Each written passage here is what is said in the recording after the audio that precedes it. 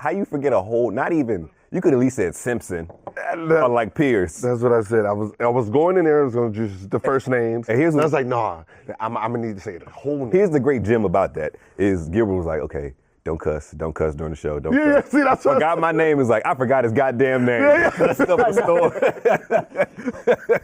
I was like, yep, that cousin filter just went out the door. That's why you can't rehearse in your head, because when it comes out, it never comes out the moral of that story. See what happens?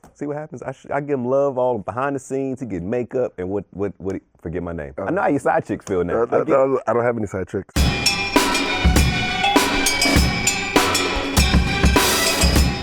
Welcome back to Out of Bounds. I'm Pierce Simpson. In case you didn't know out there, I'm Pierce Simpson. I'm joined here by Complex Sports editor, Mr. Adam Caparel. How you feeling, Adam? I'm doing well today. You doing well? Yeah. Your name's memorable. I like it, man. I know, right? It just flows off the tongue. Yeah. And next to Adam Caparel, I have Jared Jeffries here in the building. How you doing? Oh, no, Gilbert Arenas. Gil, how you doing, brother? I'm doing good, man. You doing good? You can't hold me to that. It was my first time in 11 years doing an interview.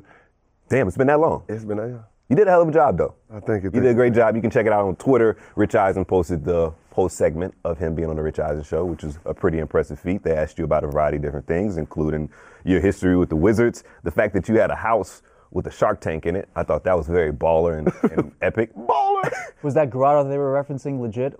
Yes. You had two grottos or one? No, one. The person who did Hugh Hefner's, he did mine. I said it has to be better than Hugh's. And was it? Yes. Oh, really? What kind of ballerific lifestyle is he living? It was big. It was bigger. It's like, let me outshine you. Yeah, my jacuzzi fed 20 people. 20? And how much does the Playboy mention? I don't know. Here's what's hilarious about this is Gil gets all these things and doesn't even party. So it's like, that was a fucked up party because I didn't throw parties. What's the point of getting all this? Why did you spend so much money on the grotto? Because you think you're gonna throw a party one day, and when you do, you have it. And guess what? You never threw one. Young and dumb. You never threw one. Big news in the association last night. Russell Westbrook notched his 100th triple-double of his career against the Atlanta Hawks. He went for 32 points, 12 assists, and 12 rebounds in a 119-107 victory. Oscar Robertson has 181 triple-doubles in his career, leads all time in NBA history. Magic Johnson, 138, Jason Kidd at 107, and then Russ comes in at 100. He became the third fastest player to reach this milestone of 736 games. Oscar Robertson went in an impressive 277 games, and Magic in 656. Westbrook had this to say: "The group of guys that's ahead of me are Hall of Famers. I'm just happy to be a part of the crew with those guys."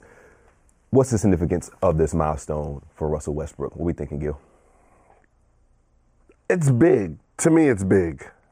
I mean, it's huge. 100 triple doubles is impressive. It's huge. I mean, just to watch his growth. Yeah. As a player is just amazing. Just to see the effort, the heart he puts into basketball. Yeah. It's just something that I don't think a lot of people appreciate. Of course. It's just that the effort that he puts out there every night. Now, here on Out of Bounds, we always give curveballs. And Caparel, I feel like you have a curve. Zero significance to this. So it's Russ is, again, I respect the effort. He is a phenomenal player. I love watching him, but it's just a bunch of numbers. I think this triple-double has become so overrated and also so happenstance nowadays that, what's the big deal? But the only time a triple-double impresses me now is when Harden goes out and gets 60, 15, and 10.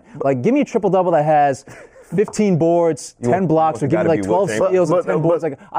But that's because 25, 10, and 10 doesn't do it for me. Because it's happening so much. Yeah. He's done it so much that it looks Exactly. boring. So zero significance to this. I respect the fact that he's done this, and Russ is an awesome player and is going to be a Hall of Famer one day. He's one of the best players in the world, no doubt.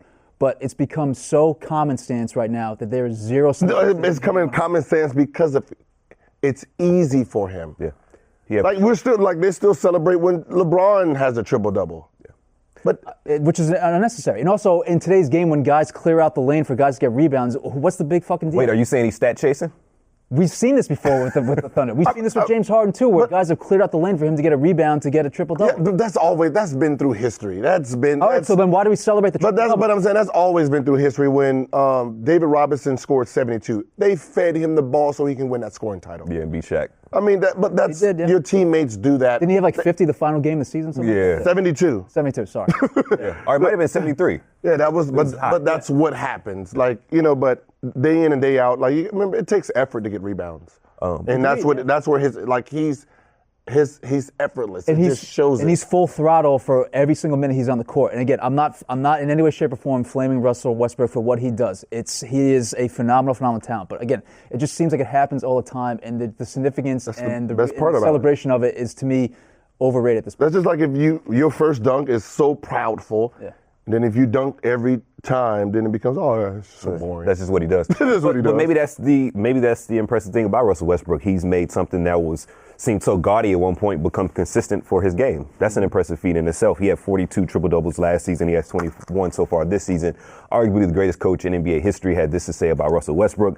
It's astounding. I was a big Oscar fan being a kid and watching him when every once in a while you can get an NBA game on TV to watch him. But what this young man is doing every night, I think it's just an incredible feat. Really a singular, unique bundle of energy and competitiveness for sure. He's a good kid. I'm happy for him. He's fantastic.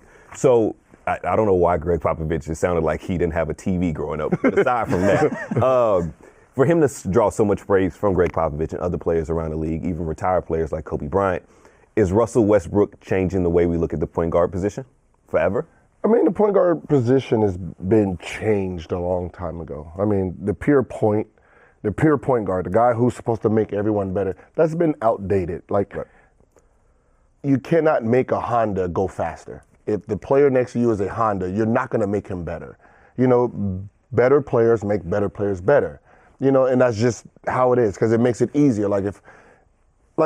He averaged, 42 triple-doubles last year? Well, he had 42 triple-doubles. He had 42 triple-doubles last year. Who benefited from those?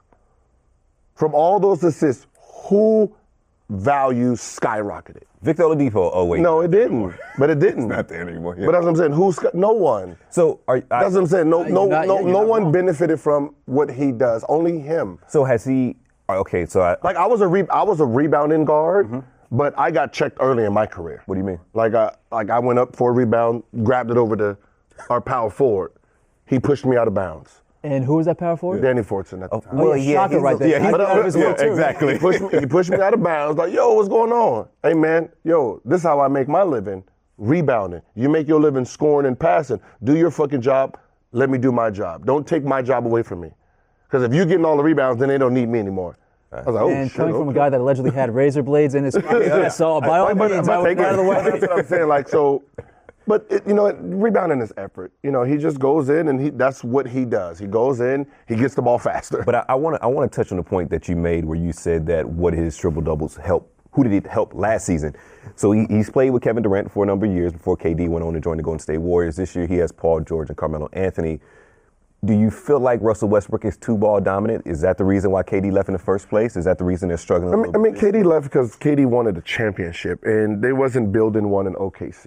You don't think so? They wasn't. They were one game away from making NBA Finals in 2016. And then Klay Thompson went off in Game 6. But what I'm saying is, when you had James Harden, you guys had a centerpiece that could have been champions. You didn't want to pay him. Then from there, you just went backwards in that franchise. So, when you're Kevin Durant and you've done everything and everyone's like, oh, yeah, he's not that good. He can't win a championship. He leaves, he wins one. Yeah. Then Russ has the team by himself. But with Russ, he's one of those guys who he's always in attack mode so much that he doesn't have that 5-minute style. And the 5-minute style is for your half-court players.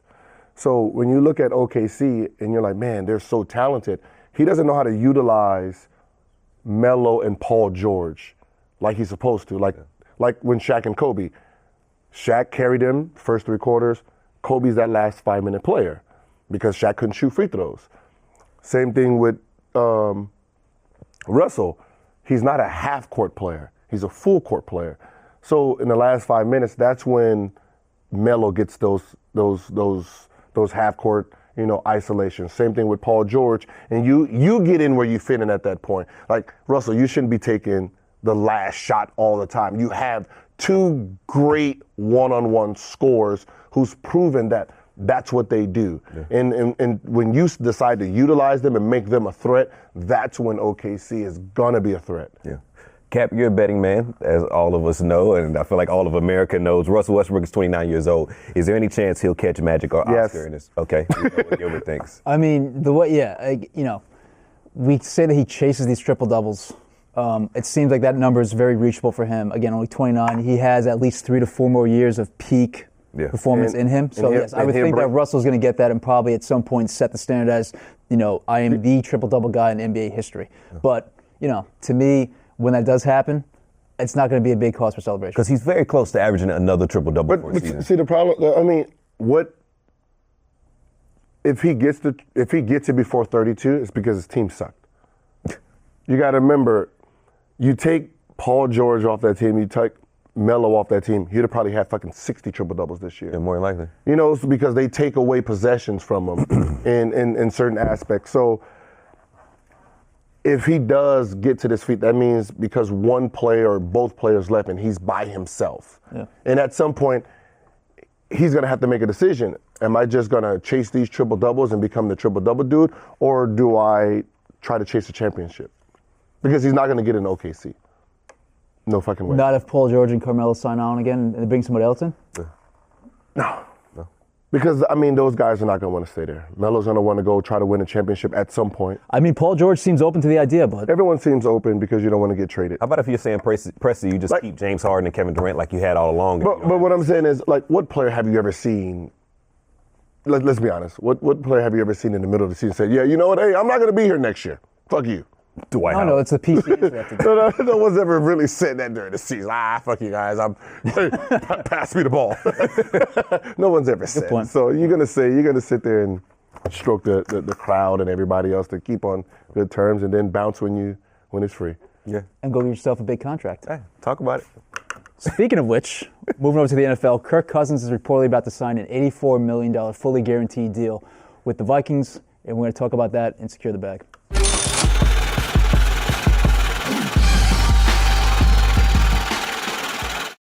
All right, so first and foremost, I want to thank Mike Maccagnan and the Jets for not signing Kirk Cousins. You guys actually did a good, smart financial move for the first time in the history of the franchise. So, again, thank you very much for that. But you give like a 28-year-old cornerback $15 million a year. I'm fine with that right now, okay? All right, that secondary is going to be a monster in a year or two. Wait. They still have about, 8 hours? They still have about 8 hours. Yes, okay. They can't actually sign until 4 p.m. today. Yeah, they still can fuck up. And also, I'm giving you props like this, and the LA guy says, you throwing a beast? You got to be careful with these hands. I do. There's a lot of stuff that gets messed up. All right, but real talk, the Vikings are reportedly about to sign the 29-year-old QB to a 3-year deal worth $84 million, and again, fully guaranteed. And that's a big deal because we never see contracts of that magnitude be fully guaranteed. Most NFL players we know sign contracts that have incentive-based clauses, and we'll never see the full amount that we get reported. Cousins has made $46.6 million in career earnings. The fully guaranteed deal can push him over $130 million for his career. And also, in 3 years, if he performs well with the Vikings at age 32, he can get himself another massive deal and potentially look at career earnings in the $250 million range, which is insane for a guy. I think that was a 4th-round draft pick coming out of Michigan State. So, first question for you guys, is Kirk Cousins worth a fully guaranteed $84 million? I think it's two ways to look at it. As a player, probably not. He's never won a playoff game. His stats against teams that have 8 wins or more is under 500. But in the context of the NFL at this point in time, where you need a quarterback to even stay relevant, and the Vikings are on the edge of being one of the elite teams in football, you have to make this deal. And I guess from an organizational standpoint, it's just 3 years you can get out of it.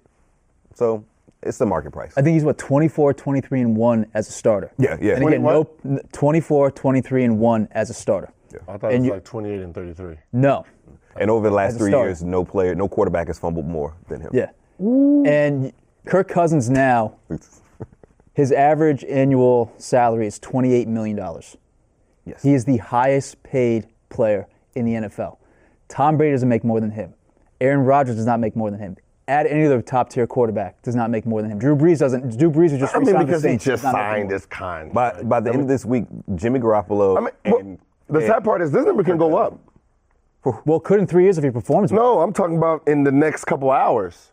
Because you got to remember, the agent leaked it, and he leaked it for a reason. Like, usually it's after you sign, Kirk Cousins signed. But the agent leaked it to leverage another team, probably the Jets. But there's reports that other teams, 2 of the teams, offered Kirk Cousins more years and more dollars, but they weren't guaranteed. But that's what I'm saying. So you got to remember, there's more years and more dollars on the table still.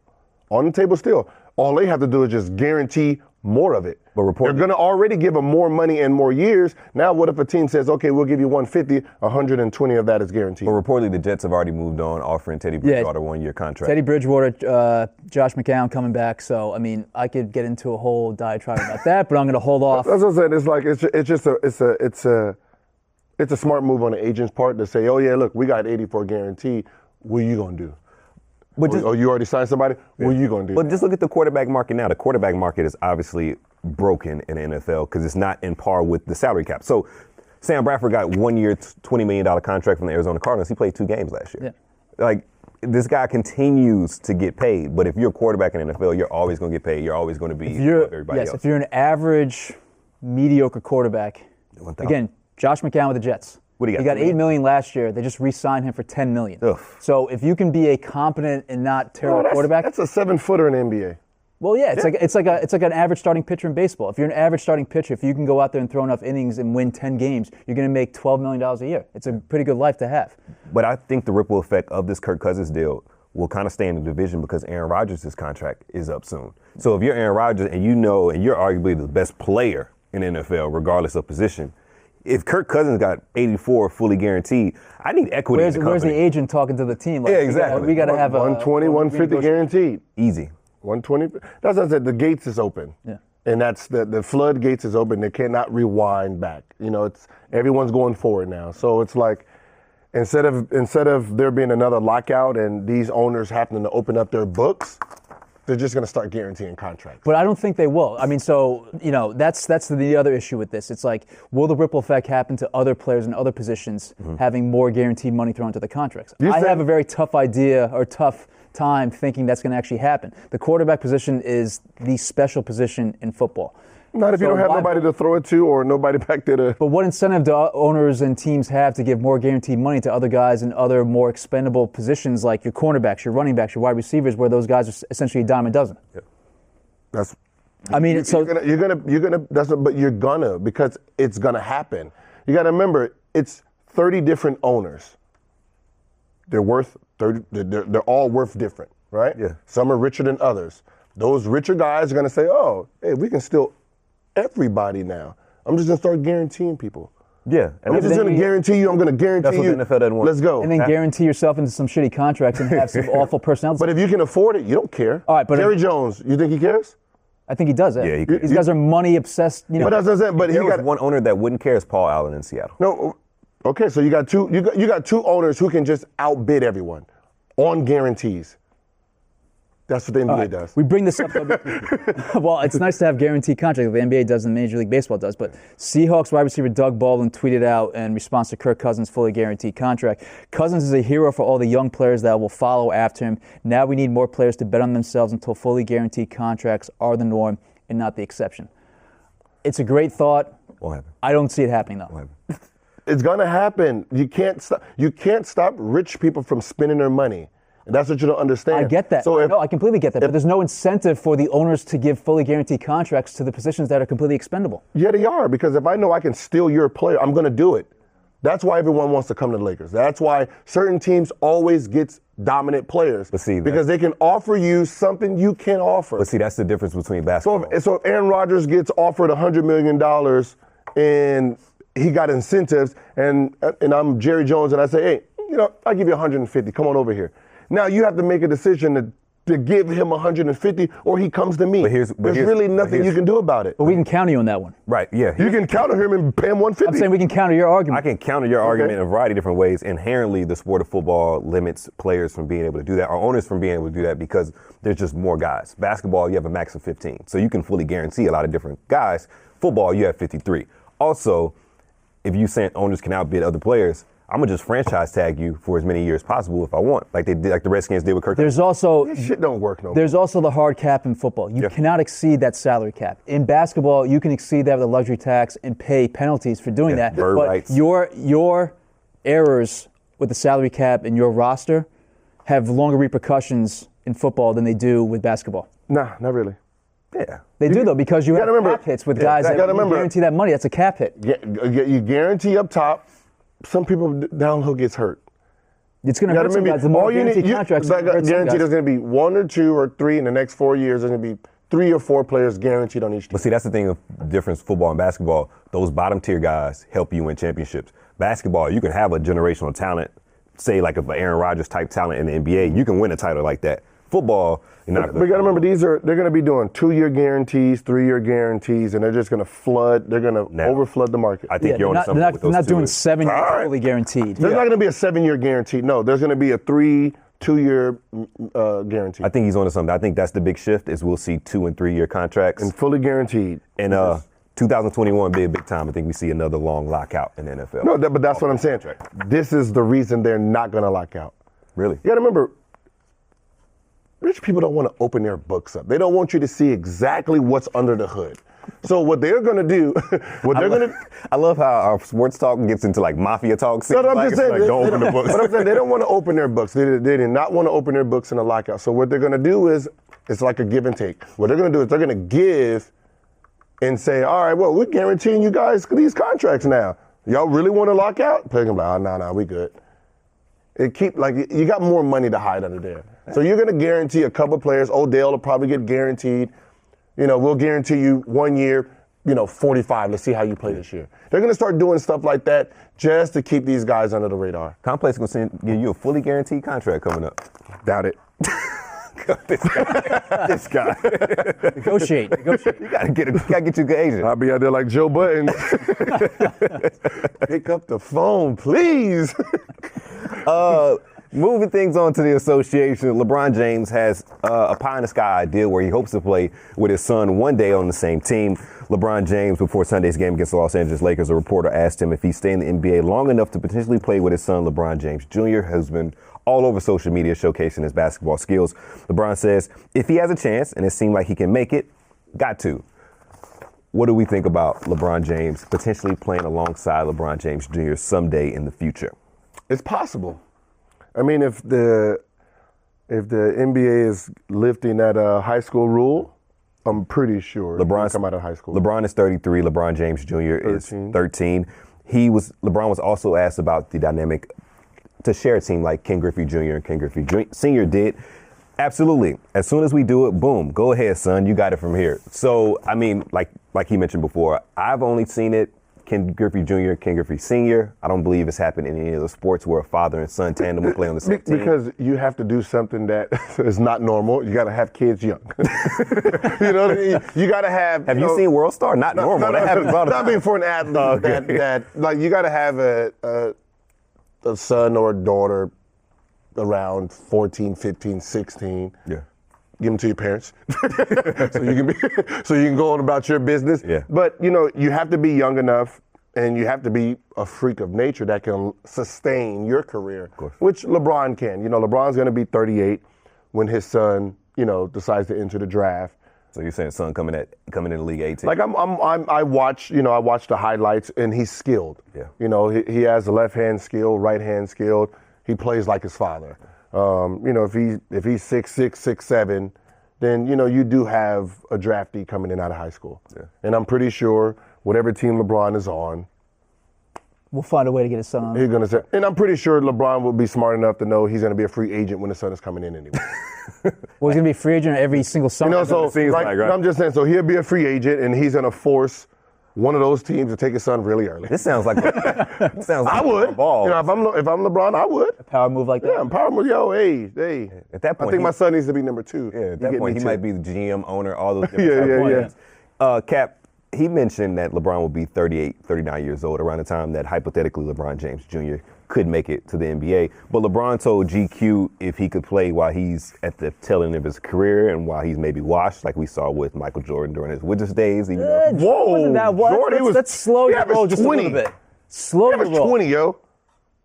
20. Okay, all right. I remember seeing Jordan in the Garden against the Knicks when he was 38 years old. When I was in he short was pants? still, when you were in very short averaged pants. 20 at 40, bro. He was still, I mean, that's impressive, but come on, it's not MJ like we remember It's him. not- Yeah, but he's averaging 20. That's his watch, I'm though. judging MJ on MJ. But that's his Anyway, legends. my point is that game, I remember being at the Garden. It was a December game, Knicks-Wizards. Jordan at 38 was still by far the best player on the court. And you had like Prime Allen Houston. I think Latrell was on that team too. Like Jordan was still Don't laugh at that. Still the best players. Allen Houston and Latrell Sprewell. Okay. Like, I mean, that's a daunting. Prime Houston and Latrell Sprewell can get buckets. I think LeBron's, if it starts getting up and LeBron is feeling good around at 37, 38, he'll stay. So LeBron mentioned with GQ just to be on the court, like that's just going to be a beautiful moment. It would be incredible. Just they're both on the court at half court at the same time. That's just going to be. Yeah, LeBron said, I don't know if I could play wash, but I damn sure would love to stick around if my oldest son can have an opportunity to play against me. That'd be the icing on the cake right there. So he's talking about competing against his son, LeBron James Jr., but you feel like teammates, it could happen. So yeah, I mean, it's going to be one of those things. Either way, it's still a beautiful story. So question for you. You put yourself in the shoes, you're a 38, 39-year-old NBA player. Your son comes into the league at 19, can jump out of the gym. What if he dunks on you in a game? No. See, that's no. What if he dunks on you in a game? Talk about that. What if he flames you on social media and you are like a meme? Yeah. Bleacher Report. What are you doing? I'm not calling him anymore. You're not calling him. I'm not calling anymore. Fuck him. Wait, you're not calling? You're disowning yourself? Disowning. You don't do that. Look, I raised you better than this. There's a reason I stopped playing you one-on-one. Would you rather get dunked on by your son or crossed and it made you fall? Which one? You had to pick which one. I'd rather get dunked on. I think dunked on. Yeah, the crossing making you fall. Break your ankle. Yeah. Like, I mean, but that post is still gonna be bad because you know he's gonna have it in the house.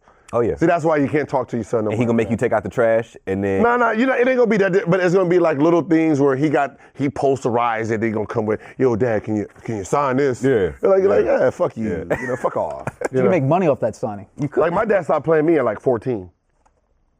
Why? You just. Oh, I was giving him work.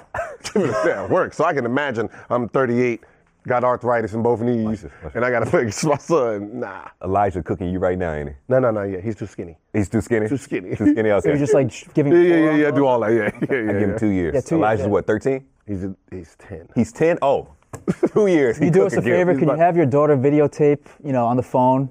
Like when he's 14, he's going one-on-one to you? Yeah. No, I'll be smart enough to do what my dad did. No, you good. You got this. I'm done. Again, swerving your way out of all the. Yeah. I'm not going to. Come on. Chris Bosh mentioned on the Bill Simmons podcast that he could see LeBron playing until he's 40 years old. So maybe that's it. Maybe he has some inside information for a teammate. He's 33 years old and still playing his prime, which has never been done before for an NBA superstar. He's windmilling in year 15 like he did last night against the Suns. Impressive. Yeah, that's what I said. It's one of those things where, he's a freak of nature talent. So his decline is not the normal decline. Yeah. Just like when we seen Jordan at 40, averaging 20. Yeah. His decline is not like everyone at 30. Because y'all were about to fist fight me for saying that the Wizards Jordan was a little That was borderline blasphemy. He was a little washed.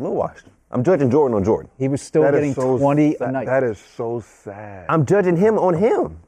Kawhi Leonard averaged 20 points, and he was an Always MVP back to Kawhi. candidate. Always come back to Kawhi. He was an MVP candidate, and Jordan was washed. See, that shows greatness, man. When you're averaging 20 and you're getting booed. It's true. By people like you. By people like me? People like you. At least I remember my name. Can you go ahead? You should remember your name. It was given to you. All right, moving on. Madison Square Garden is using face scanning technology on fans, and we need to judge whether that's fair or foul.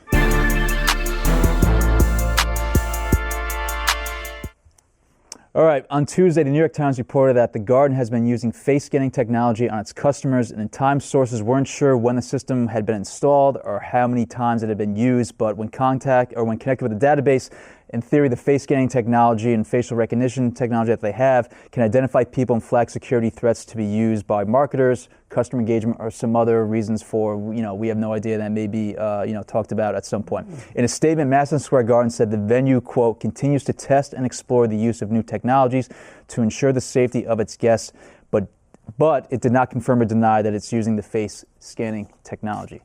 So, I don't even know where to begin with this. Like, fair or foul that we I was trying to put my pencil in, but I'm just like. So, fair or foul for MSG to use the facial recognition technology on fans going into this stadium? Is it foul? All this new shit is foul. Mr. Anti-technology. Just all this new shit is foul. Yeah, you got your camera in the front. Like, I don't know who the fuck is looking at me. Like, I don't, look, you got to look. I don't know what none of this means. I'm going back to BlackBerry. You going back to BBM Messenger? I'm going back to BlackBerry because all this new shit is just, you don't know who's getting none of this information. So speaking of MSG, I give you two things. Fair, that my Mavericks kicked your Knicks' ass last night. Dennis Smith Jr. windmilling, so that's fair. Thank you. I appreciate that. Okay, because y'all tanking. Yeah, too? exactly, Okay, yeah. listen, it was a bad match. That's actually does you a disservice. Yeah, it was a matchup of terrible teams. But this face scan thing is just foul. It just reeks of just too much access. It's like you mentioned in the green room. What if you have warrants? Not saying that. But that's what I'm saying. What if you have warrants? What if you're convicted? Like I'm trying to enjoy myself. Yeah. Now I'm getting arrested outside of this. Yeah, as soon as I get face scanned, I walk in there and I get arrested. I mean, there should be some sort of sign that says, your face will be scanned for technology. I don't think that MSG right now has those like warnings out for fans, letting them know that that's going to happen to you right and now. that's you can't sue for privacy. That's like There's only 2 states, I believe it's Texas and Illinois, that have laws out there saying that you have to be shown or you have to give consent to have your face scanned for technology. Shout out to the great state. Which is shocking that Texas, Shout out. that lawless. We that get it, yeah. lawless- Like I mean, It's a few things, I don't see how. I mean, if everyone decides to do this, I mean, ticket sales is gonna. Yes. I mean, like, ticket sales is gonna go. Like, come on, people. Yeah, but is that really people gonna want to? affect- People want to enjoy themselves. They don't want to be sitting. Like I don't see where my face is going. Like I don't know what you're doing with this. But what do you have? But if you don't have anything to hide, what's the big deal? Everyone got something to hide. I can be at the camp with a mistress. You already see how that goes when they start doing kiss cam and people start looking around. They start turning around because they're there with somebody they don't supposed to be Keep with. your special work at the hotel. But as I said, it's like you can't even enjoy it. Like I'm just gonna go back to watching the shit on my TV. Not a smart TV either.